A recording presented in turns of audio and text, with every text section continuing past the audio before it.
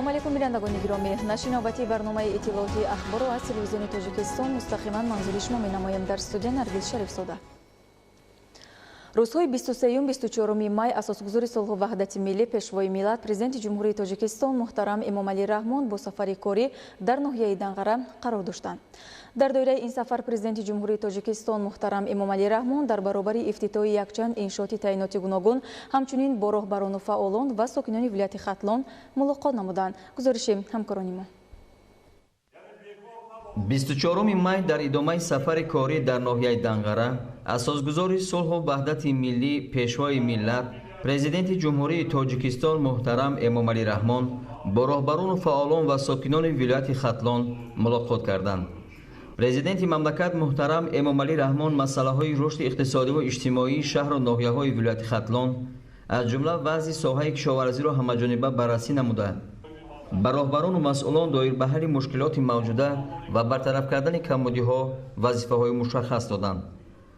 зимни суханронии сарвари давлат муҳтарам Эмомалӣ Раҳмон нахуст масъалаи татбиқи барномаи рушди иқтисодӣ ва иҷтимоии вилояти Хатлон барои солҳои 2016-2020-ро натиҷагирӣ намуда, истифодаи захираву имкониятҳоро ҷиҳати таъмини рушди соҳаҳои афзалиятнок, дастгирии соҳибкорӣ, ҷалби ҳарчи бештари сармояи дохиливу хориҷӣ, зиёд кардани коркарди маҳсулоти кишоварзӣ ва афзоиш додани ҳаҷми содироти он, таъсиси корхонаҳои истеҳсолӣ ва муҳайё кардани ҷойҳои нави кориро зарур шумурданд. таъкид гардид, ки аз рӯи таҳлилҳо бо вуҷуди дастовардҳои солҳои охир вилоят ва шаҳру ноҳияҳои он имконият ва иқтидорҳои худро то ба имрӯз ба таври пурра истифода накардаанд. дар доираи барномаи миёнамуҳлати рушди иҷтимоию иқтисодии вилояти Хатлон амалӣ намудани 279 лоиҳа пешбинӣ шудааст, вале то имрӯз дар 172 лоиҳа иҷрои корҳо таъмин нагардидааст. бинобар ин сарвари давлат муҳтарам Эмомалӣ Раҳмон вазорату идораҳо ва мақомоти иҷроияи ҳокимияти давлатии вилояти Хатлон ва шаҳру ноҳияҳоро вазифадор карданд, ки барои дарёфти сарчашмаҳои маблағгузорӣ, бандҳои иҷронагардидаи барномаҳои рушди иҷтимоию иқтисодии шаҳру ноҳияҳо тадбирҳои заруре андешида, оид ба иҷрои онҳо то охири соли 2019 ба ҳукумати мамлакат ҳисоботи муфассал пешниҳод намоянд. баъди суханронии президенти мамлакат муҳтарам Эмомалӣ Раҳмон, раиси вилояти Хатлон Қурбон Ҳакимзода, раисони ноҳияҳои Восеъ, Темур Малик, Ёвон, Мир Саид Алии Ҳамадонӣ, Ҷайҳун, шаҳри Тус, Вахш, Носири Хусрав, Кушониён ва Қубодиён ва дигарон оид ба ҷамъбасти натиҷаҳои фаъолияти худ ҳисобот доданд.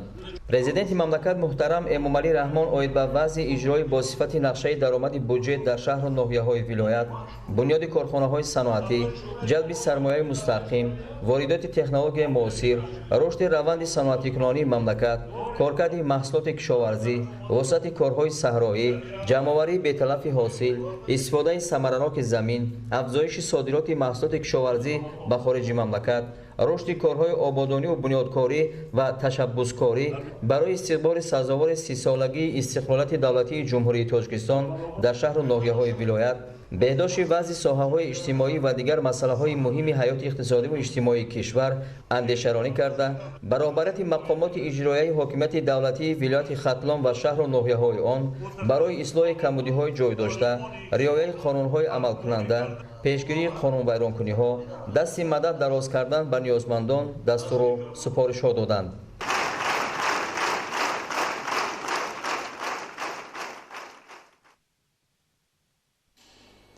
дар доираи сафари корӣ ба ноҳияи Данғара асосгузори сулҳу ваҳдати миллӣ, пешвои миллат, президенти ҷумҳурии Тоҷикистон муҳтарам Эмомалӣ Раҳмон дар хоҷагиҳои деҳқонии деҳоти Лолазори ноҳияи Данғара бо рафти корҳои кишоварзӣ, агротехникаи парвариши зироат, ҷамъоварӣ ва захираи хӯроки дурушти чорво шинос шуданд. гузориши Наврӯзшоҳи Азизулло. асосгузори сулҳу ваҳдати миллӣ, пешвои миллат, президенти ҷумҳурии Тоҷикистон муҳтарам Эмомалӣ Раҳмон дар хоҷагиҳои деҳқонии деҳоти Лолазори ноҳияи Данғара бо рафти корҳои кишоварзӣ, агротехникаи парвариши зироат, ҷамъоварӣ ва захираи хӯроки дурушти чорво шинос шуданд.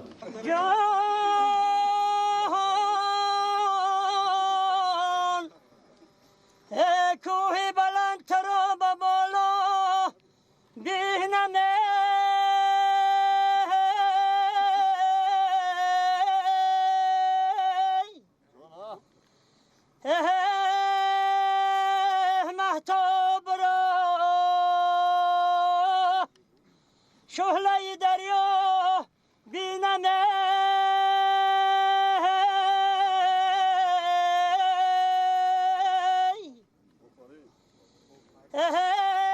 چند وقت شدای زنده جدامه گردمه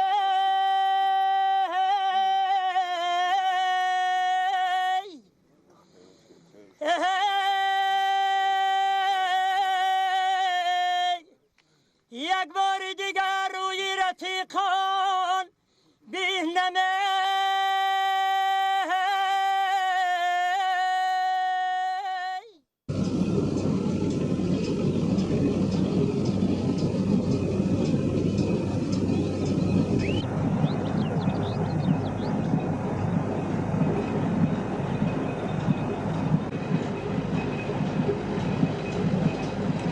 عین زمان با استفاده از امکان موجود در همه شکل‌های خوجگیداری ناحیه جمع‌آوری خوراک چاروا ادامه دارد.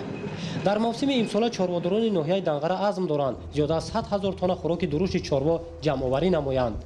تا 24 می کشاورزان در همه شکل‌های خوجگیداری بیشتر از 20,000 تن خوراک درشت چاروا جمع‌آوری کردند.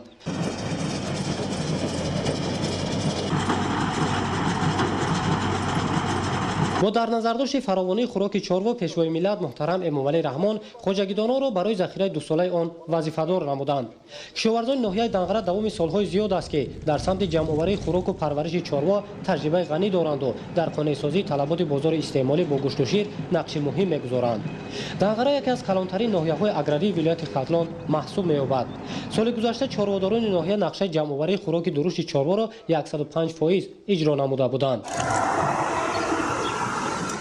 مهنت پیوسته و استفاده تمام امکانات موجوده بود که در موسم امسال نسلگیری چارواداران ناحیه دنقره تجربه نمونوی نشان دادند. کشاورزان تلاش دارند در جمهوری با زمینه‌گذاری و رشد منبع‌های چارواداری در زیاد کردن استحصال گوشت و شیر و قانع‌سازی طلبات بازار استعمالی با این نمود محصولات نقش مهم داشته باشند. همچنین اساسگذار صلح و وحدت ملی پیشوای ملت پرزیدنت جمهوری تاجیکستان محترم امامعلی رحمان با فعالیت کشاورزان کооپراتیو استحصالی سامانجان شناس شدند. فراوانی حاصل خوجگیداران را برای تامین رشد منبع‌های آن هوسمند نموده است و مهنتکشان تلاش دارند حاصل پخته رسیده را سری وقت و بی تلف جمع‌آوری نمایند. روزی 24 مای соли равон дар доираи сафари корӣ ба ноҳияи данғараи вилояти хатлон асосгузори сулҳу ваҳдати миллӣ пешвои миллат президенти ҷумҳурии тоҷикистон муҳтарам эмомалӣ раҳмон бо фаъолияти кишоварзони кооперативи истеҳсолии сомонҷон шинос шуданд. дар баробари дигар маҳсулоти кишоварзӣ дар кооперативи мазкур дар масоҳати беш аз 10 гектар пиёз кишт карда шудааст ки 6 гектараш пиёзи барвақтӣ буда ҷамъоварии ҳосил оғоз шудааст. خوجگیداران برای پرورش راه و اصولهای معاصر و تکنیکای صحوی را استفاده کرده اند. فراوانی حاصل خوجگیداران را برای تامین رشد منبع‌های آن هوسمند نموده است و مهنتکشان تلاش دارند که حاصل پخته رسیده را سری وقت به تلف جمع آوری نمایند. اطلاع داده شد که حاصل هر یک هکتار 500 سنتینری را تشکیل می‌دهد. در ادامه سفر پیشوای ملت از خوجگی دهقانی سنگک گلمراد دیدن کردند. خوجگی دهقانی سنگک گلمراد سال 2004 تأسیس داده شده 32 گکتار را تشکیل می‌دهد. با استفاده از امکانات فراهم آورده شده خوجگیداران در مساحت 15 گکتار پخته، 14 گکتار گندم، 1 گکتار قلفینای، 1.5 گکتار پولیزی و در 50 سد یک زمین دیگر پامیدور کشت نموده اند. در خوجگی مذکور 30 نفر به شغل دائمی تامین می‌باشند. خوجگیداران و کشاورزان ناحیه دنقره ولایت ختلون برای ثمراناک استفاده بردن زمین و پرورش محصولات کشاورزی تجربه غنی داشته در تامین بازار استعمالی ساکنان و صادرات محصولات از جهت اکولوژی تازه نقش مهم دارند. در این شب روز ساکنان مهنتکاران ناحیه دنقره تلاش دارند که با مهنت و زحمت‌های پیوسته این ساحه مهم خوجگی خلق مملکت را رشد داده در یکی از هدف‌های استراتژی حکومت جمهوری تاجیکستان تامین امنیت اوزوقواری نقش خود را گذارند. اثنای شناسایی با فعالیت کооپراتیو استحصالی سامانجان و خوجگی دهقانی سنگک گلمراد اساسگذار صلح و وحدت ملی پیشوای ملت پرزیدنت جمهوری تاجیکستان محترم امامعلی رحمان به خوجگیداران دستور دادند که با استفاده از امکانات فراهم آورده شده در برابر دیگر نمود سبزوات آینده کشت سبزی را نیز بر راه مانده در تامین بازار استعمالی سهمی بیشتر گذارند. дар доираи сафари кории асосгузори солҳу ваҳдати миллӣ пешвои миллат президенти ҷумҳурии тоҷикистон муҳтарам Эмомалӣ Раҳмон ба ноҳияи Данғара иловатан чанд иншооти гуногун таъйинот дар деҳоти ноҳия мавриди истифода қарор дода шуд. Аз ҷумла дар деҳаи ғарғараи ҷамоати деҳоти Корес аз ҷониби соҳибкорони ватандӯст меҳмонхона ва маркази хизматрасонӣ бунёд карда шудааст. Гузориши хабарнигорони мо. дар доираи сафари кории асосгузори сулҳу ваҳдати миллӣ пешвои миллат президенти ҷумҳурии тоҷикистон муҳтарам Эмомалӣ Раҳмон ба ноҳияи Данғара дар деҳаи ғарғараи ҷамоати деҳоти Корез бо иштироки раиси вилояти Хатлон Қурбон Ҳакимзода ва раиси ноҳияи Данғара Раҳмон Исломиддин Хайриддин меҳмонхонаи барҳавои дорои тамоми шароити имрӯз ки аз тарафи як нафар соҳибкори бо нангу номуси деҳаи мазкур Чилазода Акмалҷон дар доираи сиёсати бунёдкоронаи пешвои муаззами миллат муҳтарам Эмомалӣ Раҳмон дар муддати қариб як сол сохта шудааст мавриди истифода қарор гирифт. меҳмонхонаи мазкур аз 3 ошона ва такхона иборат буда дорои 12 ҳуҷра мебошад ки ҳамаи онҳо бо телевизор, кабинаҳои махсуси шустушӯй ва дигар ламозимоти зарурӣ таъмин мебошанд. маҳз дар даврони соҳибистиқлолии давлат бо фароҳам шудани шароити ҳуқуқиву дигар дастгириҳои ҳукумати ҷумҳурии тоҷикистон соҳибкорон тавонистанд ки саҳми арзандаи хешро дар тамоми бахшҳои хоҷагии халқ сарбаландонаву содиқона гузоранд. меҳмонхонаи тозабунёд имкон дорад ки ба 30 нафар хизмат расонад. инчунин меҳмонхонаи мазкур дорои ошхона барои 20 нафар мебошад ки дар он таомҳои миллӣ ва аврупоӣ омода ва пешкаши меҳмонон мегардад. солҳои пеш дар ин қитъаи роҳи мошингарди Данғара Темурмалик Балҷувон меҳмонхона вуҷуд надошт ва сайёҳону дигар меҳмонон ба маркази ноҳияҳо ва дигар ҷойҳо мерафтанд. акнун дигар чунин мушкилӣ вуҷуд надорад, зеро фаъолияти шабонарӯзии меҳмонхона имкон медиҳад ки сайёҳону меҳмонон бо ҷои хоб ва истироҳати бофароғат таъмин бошанд. ба андешаи соҳибкорон давоми 3 соли оянда эълон гардидани солҳои рушди деҳот, сайёҳӣ ва ҳунарҳои мардумӣ, ғамхорӣ ва дастгирии навбатии ҳукумати мамлакат нисбати соҳибкорон ва ғамхорӣ ба мардум маҳсуб меёбад. ин иқдом бори дигар дар тинати шахсони меҳандӯст меҳри ватану ватандориро дучанд гардонида онҳоро ба ободкорӣ раҳнамун месозад. ҳамзамон маркази хизматрасонӣ ки аз ҷониби соҳибкори дигари ватанӣ Назаров Комилҷон дар шафати роҳи автомобилгарди Данғара Темурмалик Балҷувон сохта шудааст, бо иштироки роҳбарияти мақомоти иҷроияи ҳокимияти давлатии вилояти Хатлон ва ноҳияи Данғара мавриди истифодабарӣ қарор гирифт. иншооти мазкур аз 3 ошона иборат мебошад. дар ошонаи якум мағозаи фурӯши армуғон ва дигар ҳунарҳои мардумӣ ташкил гардидааст ки дар он дастранҷи ҳунармандони деҳаи Ғарғара ва атрофи он ба фурӯш бароварда мешавад. маркази хизматрасоние ки мо дар деҳаи Ғарғара бунёд намудем дорои шароити хуби корӣ буда ба рушди сайёҳӣ ва ҳунарҳои мардумӣ мусоидат мекунад. зеро маҳз дар ошонаи якуми бино мағозаи фурӯши армуғон ва дигар ҳунарҳои мардумӣ ташкил шудааст ки мардуми деҳа ва дигар ҳунармандон метавонанд маҳсулоти тайёркардаи хешро дар ин ҷо ба фурӯш бароранд. ман ҳамчун соҳибкор миннатдории худро ба пешвои миллат асосгузори сулҳ ва ваҳдат президенти ҷумҳурии тоҷикистон муҳтарам Эмомалӣ Раҳмон барои дастгириҳои пайвастаашон баён мекунам. ҳангоми шиносоӣ аз шароити бино ба соҳибкорон барои сохтани чунин як иншооти наву замонавии дорои шароити зарурӣ изҳори сипосу миннатдорӣ карда шуд ва тасмими онҳо дар солҳои рушди деҳот, сайёҳӣ ва ҳунарҳои мардумӣ муҳиму саривақтӣ унвон гардид. ошонаҳои 2 ва 3 маркази хизматрасонӣ ҳамчун меҳмонхона ва толори варзишиву ошхона ба мизоҷон хизмат мерасонад. таъсиси чунин як маркази зебову замонавӣ дар шароити деҳот нишон аз пайравии иқдомоти созандаву бунёдкоронаи роҳбари давлат ва эҳтироми хосаву самимии соҳибкорон нисбат ба фарҳанги пурғановати миллати тоҷик мебошад. сокинони заҳматкаши деҳаи мазкур сиёсати имрӯзаи давлат ва ҳукумати мамлакатро дастгирӣ намуда бо шукргузорӣ аз фазои тинҷу осуда пайи кору фаъолиятанд.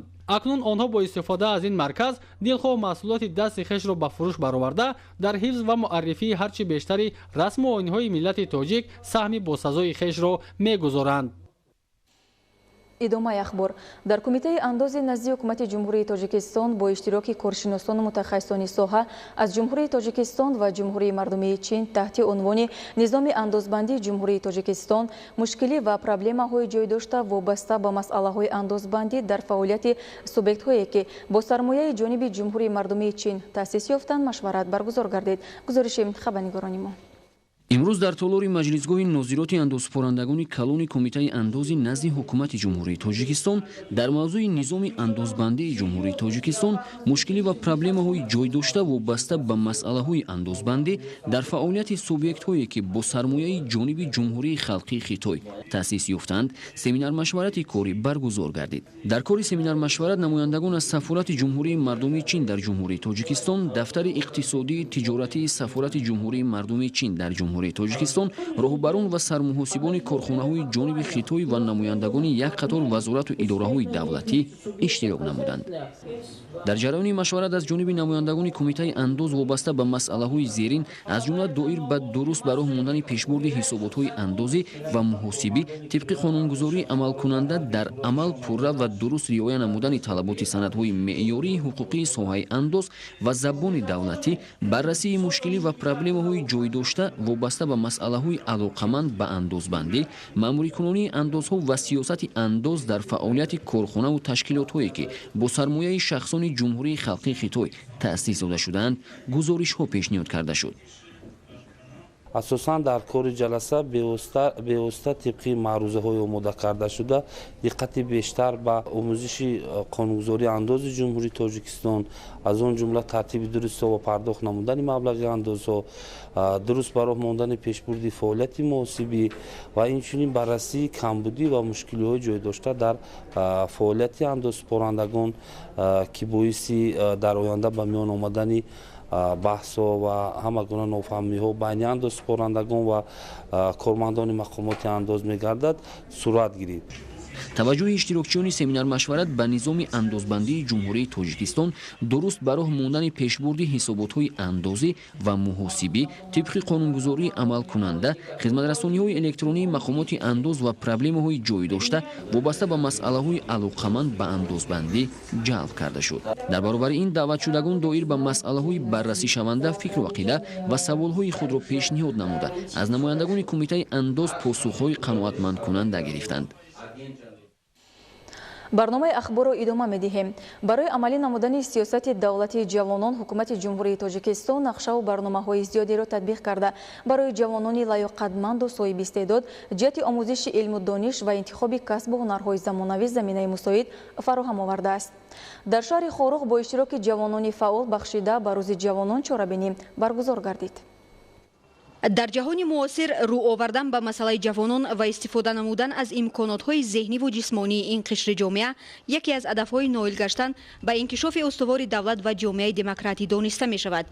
имрӯз барои ҳар як ҷавони худогоҳу хештаншиноси мамлакат мин ҷумла варзишгарони вилоят, ҷавонони созандаи идораву муассисаҳо, корхонаву ташкилотҳои давлативу хусусӣ боиси ифтихори беназир аст ки дар чунин ҳамоиши вилоятӣ иштироки фаъолона менамоянд. сарвари давлат асосгузори сулҳу ваҳдат пешвои миллат нисбати ҷавонон таваҷҷӯҳи хосаеро дорад.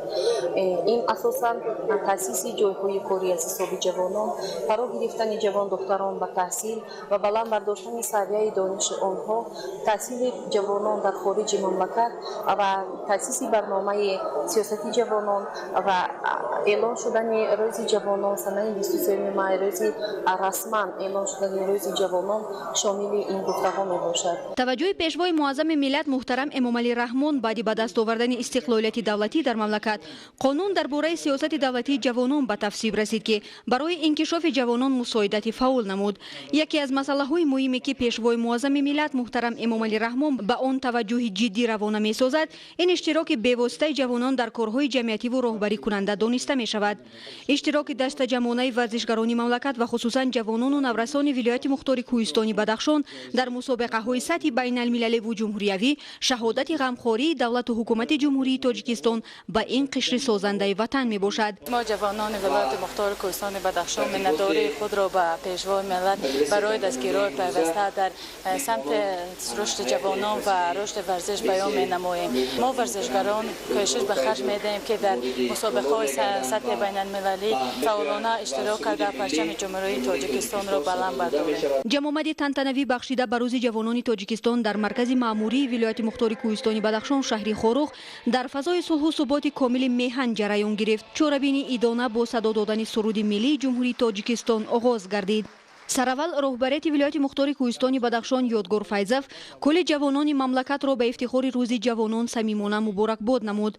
зикр гашт ки хизмати софдилона ба ватану миллат ва ҳифз намудани марзубуми кишвари азизамон вазифаи ҷонии ҳар як ҷавони меҳандӯст ба ҳисоб меравад. дӯст доштани ватани азизамон ва арзишҳои миллӣ бояд дастури зиндагии ҳаррӯзаи ҷавонони Бадахшон бошад. роҳбарияти вилоят атрофи мушкилоти мавҷудаи ҷавонони вилояти мухтори кӯҳистони Бадахшон дар самти бекорӣ, шомилшавӣ ба ҳизбу ҳаракатҳои тундгаро, бунёди оилаи солим сухан гуфта, ҷавононро ба интихоб кардани роҳи дурусти зиндагӣ ҳидоят намуд. бо ёдоварӣ аз заҳмати шабонарӯзии ҷавононе ки дар ҳаёти рӯзмарраи вилояти мухтори кӯҳистони Бадахшон фаъолияти пурсамар нишон дода, дар тамоми чорабиниҳои давлативу ҷамъиятӣ аз худ ҳиссаи арзишманд гузошта истоданд, изҳори миннатдории хешро баён кард. ҳамоиши рӯзи ҷавонони Тоҷикистон дар маркази маъмурии вилояти мухтори кӯҳистони Бадахшон шаҳри Хоруғ бо барномаи рангини ҳунармандони шинохтаи қасри фарҳанги вилоят ки саршор аз меҳру муҳаббат ба ин сарзамини ниёгонро дар бар мегирифт, пешниҳоди озирин гардид. замзамаи суруду таронаҳои дилошӯб ки дунёи рангини ҷавониро тараннум менамуд, ба чорабинии тантанавии рӯзи ҷавонони вилоят шукӯҳу шаҳомати хоса бахшид. дар шаҳри бохтари вилояти Хатлон низ дар доираи баргузории чорабиниҳои тарғиботӣ ва фарҳангиву варзишӣ рӯзи ҷавонон таҷлил карда шуд. маврид зикр аст ки насли ҷавони кишвар бо ҳисси баланди миллӣ ва худшиносиву худогоҳӣ ба суннатҳои писандидаи гузаштагон, яъне ба таърих ва фарҳанги миллӣ арҷ мегузоранд. гузориши ҳамкорони мо. дар рӯзи ҷавонони Тоҷикистон дар майдони парчами давлатии шаҳри Бухтар чорабинии идона таҳти унвони шоми ҷавонӣ баргузор гардид. зимни сухани табрикотӣ таъкид карда шуд ки бо шарофати соҳибистиқлолии ватани маҳбуб ҳама самтҳои хуҷагии халқ рушд карда, таваҷҷӯҳ ба самти ҷавонон сол аз сол афзоиш меёбад. маҳфили шоми ҷавонӣ дар доираи нақшачорабиниҳои бахши ҷавонон ва варзиши шаҳри Бухтар ҷараён гирифта, ҳадаф аз он гиромидошти сатҳи баланд аз рӯзи ҷавонони Тоҷикистон ба сарҷамъию тифоқии насли ҷавон арзёбӣ мешавад. ҳукумати ҷумҳурии Тоҷикистон ташаббусу пешниҳодҳои созандаи ҷавононро ҳамеша дастгирӣ намуда, барои амалӣ намудани он имконият фароҳам меорад ва мо ҷавонон бо боварии комил гуфта метавонем ки пешбарандаи насли ҷомеа ҳастем.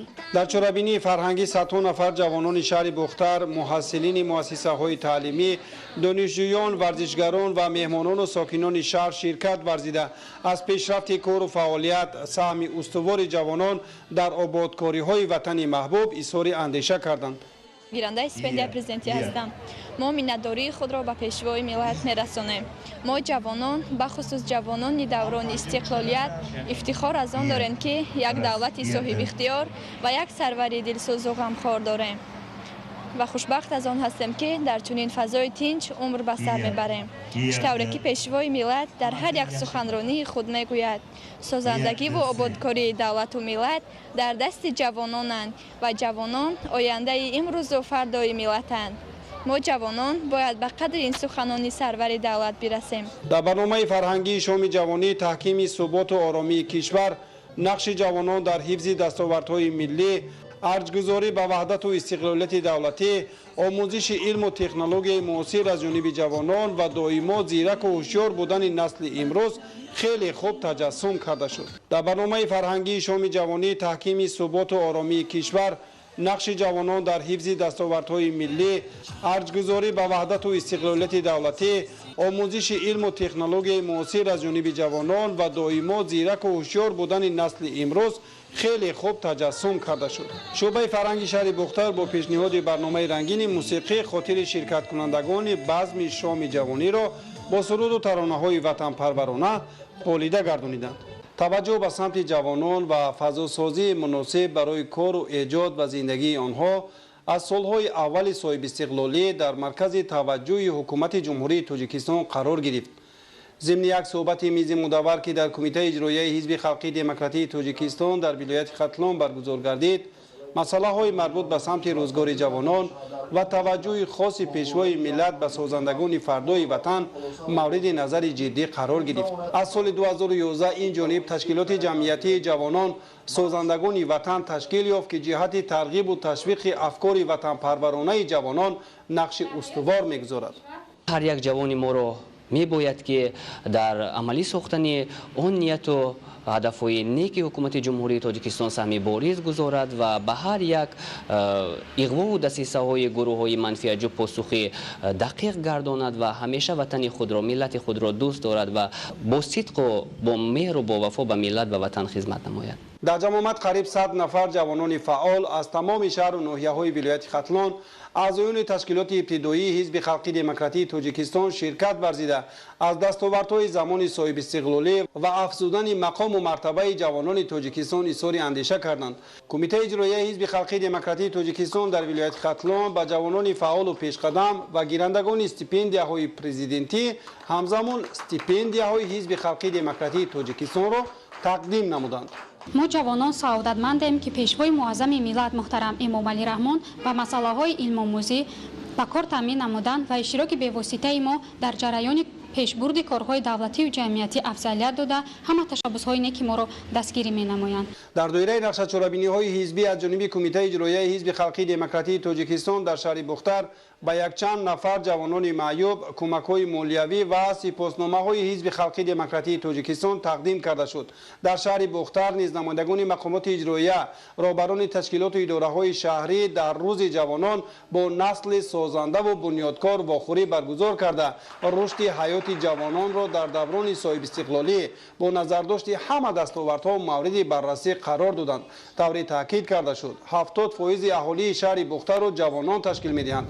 бо пуштибонӣ аз сиёсати пешгирифтаи ҳукумати мамлакат барои таҳсилу фаъолият, фароғат ва рушди зеҳнии онҳо имконияти мусоид фароҳам оварда шудааст. воқеан ҳам ҷавононро зарур аст ки дар заминаи таваҷҷӯҳи хосу рӯзафзон аз гузаштагони пурифтихори худ ибрат гирифта анъанаҳои неки созандаи ниёгонро идома бахшанд. ба ҷавонони фаъол хосатан ғолибони олимпиадаҳои байналмилалӣ, варзишгарони номӣ ва олимони ҷавони донишгоҳи давлатии Бухтар ба номи Носири Хусрав ифтихорномаҳои мақомоти иҷроияи ҳокимияти давлатӣ тақдим карда шуд. امروز جوانان تاجیک در دیگرگونسازی‌های جامعه نوین فعالانه اشتراک نموده در معرفی دولت و بلند برداشتن پرچم تاجیکستان در عرصه جهان نقش شایسته می‌گذارند. تاکید شد در چهاربینی که بخشیده به روز جوانان در شهر خوجیان دایر گردید. گزارش همکارانی ما. аз се як ҳиссаи сокинони вилояти суғдро ҷавонон ташкил дода ин насли ояндасози ҷомеа бо пуштибонӣ аз сиёсати созандаю ободкори президенти ҷумҳурии тоҷикистон пешвои миллат муҳтарам Эмомалӣ Раҳмон дар пешрафти ҳамаи соҳаҳои ҳаёти ҷомеа саҳми арзанда мегузоранд. ҷавонони вилояти суғд бо нишони қадрдонӣ аз татбиқи сиёсати давлатии ҷавонон, фазои сулҳу суботи миллию ободиҳо дар назди маҷмӯи Истиқлол то хиёбони ба номи Камоли Хуҷандии шаҳри Хуҷанд бо парафшонии парчами давлатии ҷумҳурии тоҷикистон, шиорҳои ваҳдату ҳамдилӣ, ифтихор аз استقلالیت دولتی و پشتیبانی از سیاست امروزی دولت و حکومت کشور را در راهپیمایی اداره نشان دادند. جوانان ساحه‌های کسب کار گوناگون، دانشجویان دانشگاه‌های عالی ولایت، عالمان جوان، غالبان المپیادهای جمهوری و بین‌المللی، ورزشکاران با نشان دادن دستاوردها که محصول آموزش، جهد و تلاش آنهاست که معرفی‌گر کشور است در این همایش همگانی شرکت ورزیدند.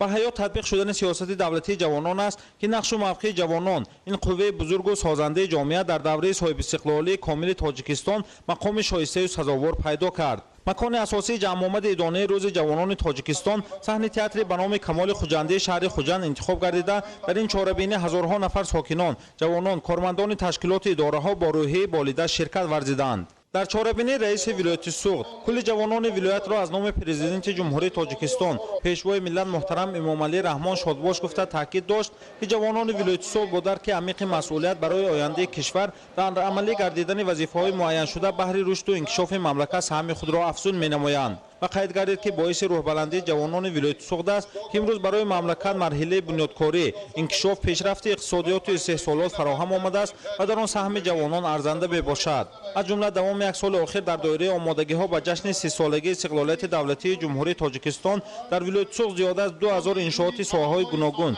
کارخانه و کارگاه‌های نو، انشاءات معارف و تندرستی، فرهنگی و ورزشی بنیاد گردید که برای آینده نسل نورس پیش بینی شده در این کار نیروی اساسی جوانان بودند. همیشه توجه پیشوای معظم ملت نسبت مکتب و معارف زیاد است. تشکیل گردیدن استیپندیای پرزیدنتی، استیپندیای بین المللی درخشندگان، جایزه با نام اسماعیل سامانی برای جوانان و نورسان دستگیری و هوسمند کنی به شمار می رود. با چنین دستاوردها و توجه خاص روز جوانان تاجیکستان در ولایت سوغد استقبال و جشن گرفته شد. در صحنه‌های تئاتری و سرود و ترانه‌های هنرمندان پاسخ گرامی داشتن خاک وطن، لحظه‌های خوشی‌های جوانی، حیات آزاد و آباد کشور وصل و ترنم گردید. در ناحیه سپتامین روز جوانان تاجیکستان با عیادت جوانان یتیم امکاناتشان محدود و کمک و یارمندی به آنها استقبال گرفته شد که از اقدام‌های نیک انسان دوستی و جلب جوانان به چنین عمل‌های نیک میباشد. در این روز یک قطار جوانان امکاناتشان محدود یتیم از جماعت دیهات عیادت کرده شده مبلغ پولی تقدیم گردید.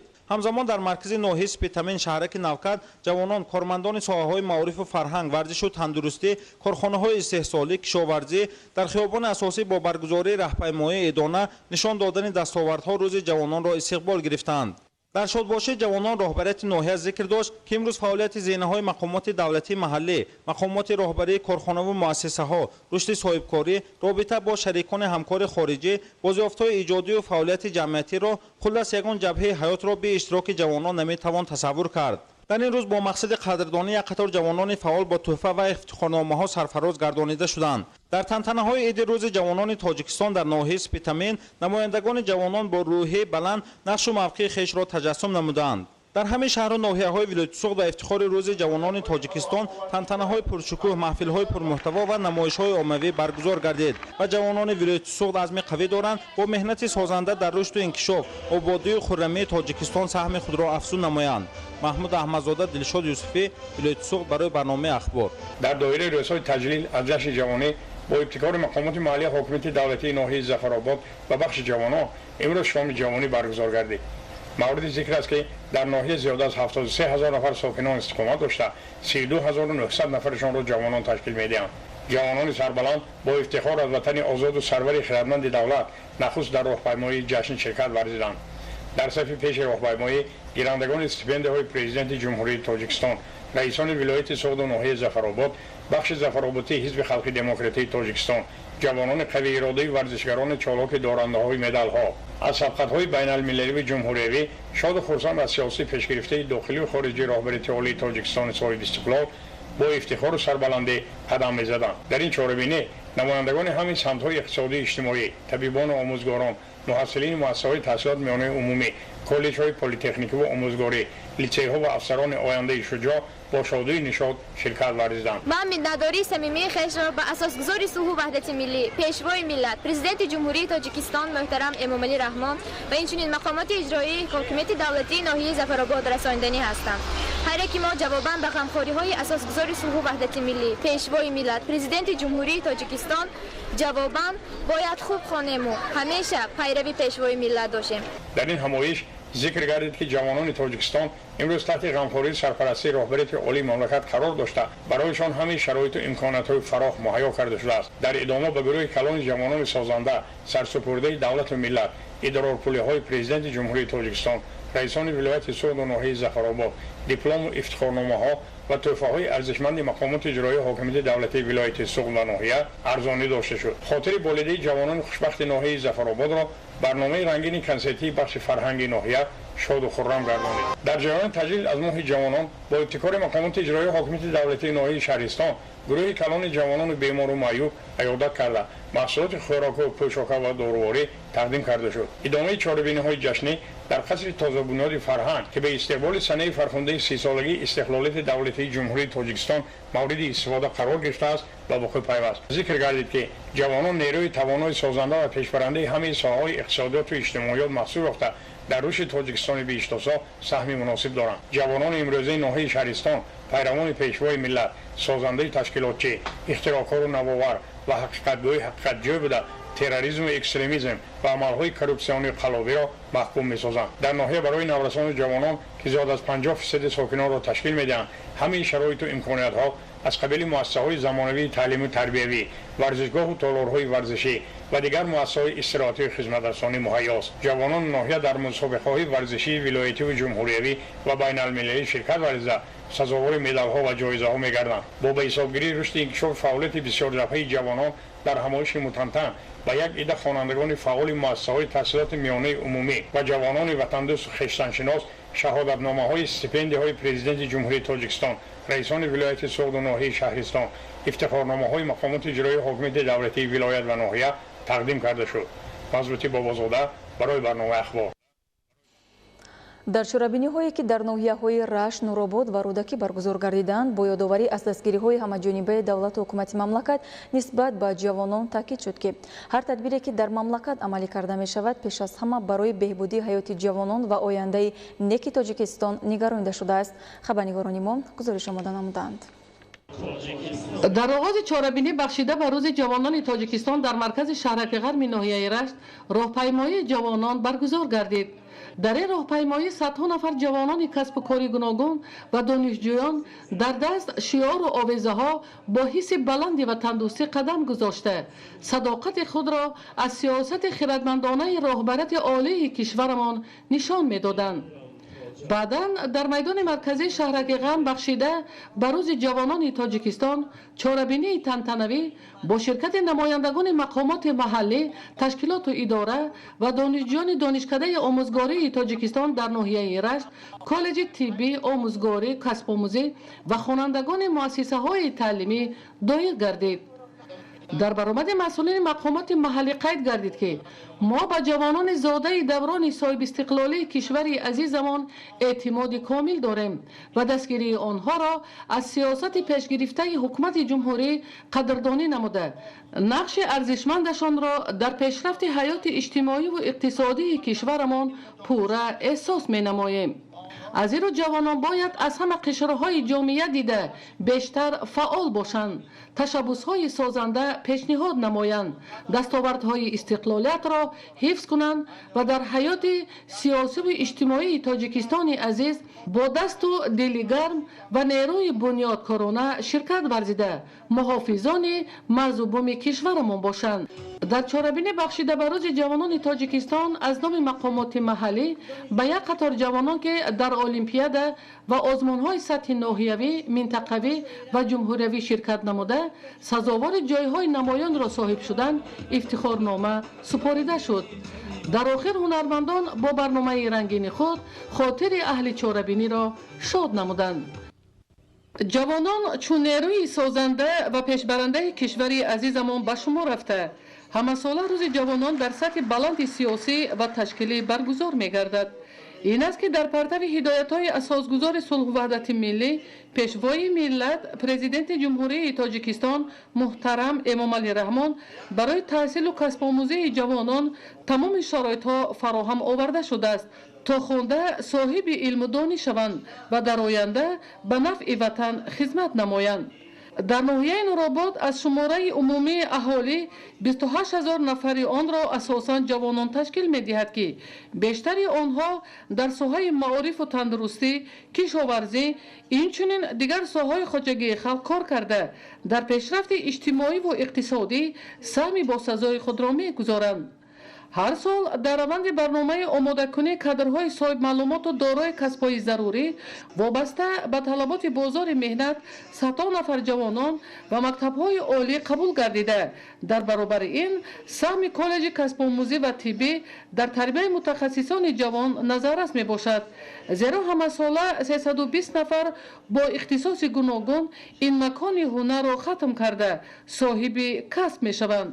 аз ҳама беш дар тарбияи кадрҳои болаёқату соҳибихтисос саҳми квотаи президентӣ назаррас мебошад. давоми солҳои сипаришуда зиёда аз 520 нафар ҷавонон бо шарофати квотаи президентӣ соҳиби маълумоти олӣ шуда аз ин шумора 224 нафари онро духтарони маҳаллӣ ташкил медиҳад ки 211 нафарашон асосан касби омӯзгориро пеш гирифтанд. ҷавонони ноҳияи нуробод чун дигар мардуми сарбаланди кишвари азизамон дар раванди корҳои созандагӣ ба истиқболи ҷашни 30-солагии истиқлолияти давлатии ҷумҳурии тоҷикистон фаъолона ширкат намуда дар бунёди як қатор иншооти муҳими хоҷагии халқ аз қабили сохтмони толори варзишӣ, роҳу бунгоҳи тиббӣ ва дигар корҳои ободонӣ саҳми худро гузошта истоданд. дар охир аз номи мақомоти иҷроияи ҳокимияти давлатии ноҳияи нуробод барои иштироки فعالانه در چاره‌بینی‌های سطح منطقوی و جمهوری به جوانان فعال افتخارنامه و تحفه‌ها سپاریده شد. ایدیگولی محمود، دادرجان میرزازاده، برای برنامه اخبار از ناحیه نورآباد. در ناحیه رودکی نخست راهپیمایی جوانان تحت عنوان جوانان تکیهگاه توانایی وطنند برگزار شد. در راهپیمایی مذکور 5000 جوانان ورزشگر و دانشجویان با پرافشانی شعار آویزه‌های وطن‌دوستی و میهن‌پرستی رمزهای دولتی راه مرکز ناحیه را طی نمودند. جوانان سربلند ناحیه رودکی این روز را خوش و خرسندانه با برگزار کردن چاره‌بینی فرهنگی فراغتی در قصر فرهنگ شهر استقبال گرفتند. امروز بخشیده به ماورای روز جوانان تاجیکستان از جانب رئیس ناحیه زیاده از 20 نفر جوانان و ورزشگران که در المپیادهای فنی، در مسابقه‌های بین المللی و جمهوریوی غالب آمده بودند با سپاسنامه و تحفه‌های خاطروی قدردانی گردیدند. واقعا توجه خاصی حکومت مملکت نسبت به این قشر جامعه به جلب بیشتری نسل آینده‌ساز ملت به آموزش و از خود کردن علم‌های معاصر و در این زمینه رشد و پیشرفت جامعه مساعدت می‌نماید. باعث خوشحالی است که امروز این اقدام سازنده از جانب تمام طبقه جامعه همه‌جانبه دستگیری یافته است. جهد و تلاش پیوسته جوانان نسل آینده‌ساز ملت در سمت وسعت دادن کارهای سازندگی و آبادانی در مملکت این گفته‌ها را اثبات می‌سازد. تلاش‌های پیوسته جوانان تاجیک در رشد و نموی بیشتر کشور باعث بران می‌گردد که آنها با حس بلند خودشناسی و خودآگاهی و افتخار از دولت و ملت در آینده نیز تمام نیروی خود را برای حفظ دستاوردهای استقلالیت، تحکیم وحدت ملی و صلح و ثبات سرتاسری روانه سازد. برنامه مکمل فرهنگی فراغتی بخشیده به روز جوانان تاجیکستان در قصر فرهنگ ناحیه باعث خوشحالی اشتراکچیان چاره‌بینی گردید. جوانان ناحیه رودکی شکرگزار از آن هستند که راهبریت عالی مملکت به آنها توجه مخصوص ظاهر می‌نماید و برای عملی گشتن آرزوهایشان تمام شرایط امکانات فراهم گردیده است. در آخر به 20 نفر جوانان فعال ناحیه از جانب رئیس ناحیه سپاسنامه و افتخارنامه سپرده شد. در ناحیه میر سعید علی حمدانی برای баланд бардоштани ҳисси хештаншиносии ифтихори миллӣ ва дар роҳияи донишандозӣ ба камол расонидани насли наврасу ҷавон маҳфилу озмунҳои маърифати фарҳангӣ доир карда мешаванд. дар ҳамин замина дар муассисаи таҳсилоти миёнаи умумии рақами 14 ноҳия маҳфили шеърхонӣ доир гардид. идомаи мавзӯъ дар гузориши Сайҷафари Маҳмадалӣ ва Хуршеди Нодирхон. در نویه میر سعید علی حمدانی ولایت خطلان در اساس نقشه چوره‌بینی شعبه معارف برای بلند برداشتن ذوق خوانندگان به مطالعه اثرهای بدیعی و در رویه دانش‌اندوزی و حس افتخار ملی به کمال رسانیدن نورسان و جوانان در همه مؤسسه‌های تعلیمی تشکیل آزمون دانایک، راوی بهترین، دانشور امیدبخش، کتابخوان بهترین و آزمون فروغ صبح دانایی ادامه دارد. از جمله چوره‌بینی‌های ذکر شده تا امروز آزمون دانایک در بین خوانندگان صنف‌های ابتدایی 50 مؤسسه تعلیمی و دور اول آزمون‌های دانشور امیدبخش کتابخوان و راوی بهترین گزارانده شده. دور نهایی آن باشد در جنبه 30 سال خونیش صورت میگیرد که بهترین ها با افتخارنامه و تحفه‌های تأسیس نموده شعبه معارف و مرکز دریافت و رشد استعدادها قدرشناسی کرده می شود. در دوره ادامه تشکیل چنین سلسله چوره‌بینی‌های معرفتی و فرهنگی در مؤسسه تحصیلات میانه رقم 14 ناحیه کنفرانس لایق‌خوانی دایر گردید که در این تدبیر خوانندگان از 30 مکتب تحصیلات میانه عمومی و لیسه و گیمنازیای دولتی فعالانه شرکت ورزیده اوید به حیات و فعالیت شاعر خلقی تاجیکستان لایق شعرعلی با معروضه‌های پرمحتوا برآمد کردند. کنفرانس مذکور با قرائت شعرها از اشعار لایق در سطح بلند دایر گردید. طور تاکید شد در هر یک مؤسسه تعلیمی باید آموزگاران در برابر تشکیل مشغولیت‌های لواگی همزمان چنین محفل و چاره‌بینی‌ها را راه‌اندازی کرده در این زمینه نیروی ذهنی و حس خویشتن‌شناسی نورسان و جوانان را باز هم بالا بردارند. با ابتکار شعبه معارف تا انجام سال خوانیش باید نسبت به حیات و فعالیت ایجادی دیگر ادیبان بزرگ کلاسیک و معاصر تاجیک نیز چنین کنفرانس ها گزارانده شود که به اندیشه مسئولین این اقدام به تشکل ذوق دانش‌اندوزی خوانندگان مساعدت خواهد کرد.